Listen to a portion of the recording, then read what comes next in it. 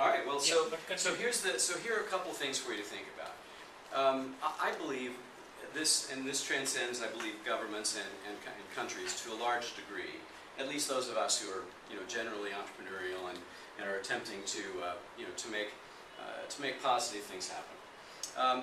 When you can more firmly understand and support policy prerogatives with a deliverable that is learning or education related, then unless the government is truly just, gaming you, the reality is that you tend to get more support, and frankly, the more clear you are about the intent of the policy prerogative, you can assert your own view as to whether or not it's a reasonable kind of outcome.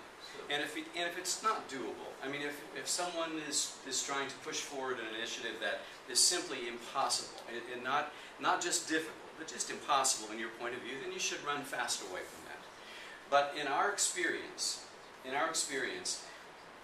believe it or not, most government folk are actually real life people, and they have maybe not as much motivation, I think, as a general rule, as individuals in the private sector. I think that's a true statement, because there's difference in the motivation. But that said, if you can cultivate the trust, cultivate the shared win, and have the right sort of collaboration mindset, it's been my experience that you can actually do really rather well. Now, while we're not an EduComp, we're a $100 million business. So we're not, we didn't start with 90 million in that, we started with 0. So the reason I tell you that is that with that 60% of what we do being federal government business in the U.S., and with a few initiatives that we're trying to play out here, we think that we have a couple of different opportunities that are probably $15 to $20 million opportunities coming out of the federal government, and we actually know that there's real live cash coming out because we're already in that pipeline.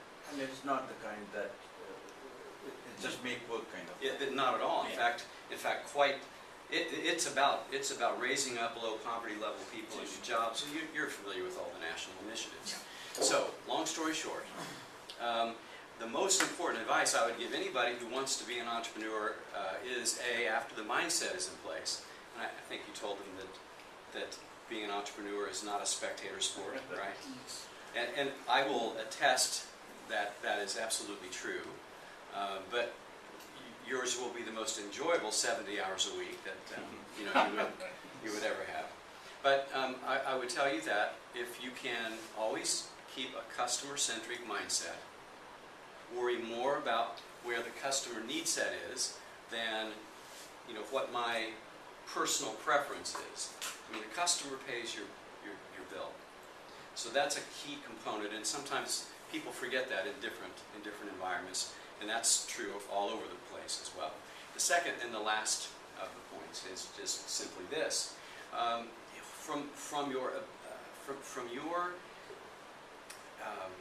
your goal set, the sort of aspirational goals you have to tangible accomplishment is generally speaking not just a couple of hops and a jump. It's a process, and so it is really critical to continue to maintain your own sense of self and worth as you work really hard toward those goals. But if you are committed to them and you're willing to pay the price it takes to actually get there, then I frankly think that your odds are very strong and very good.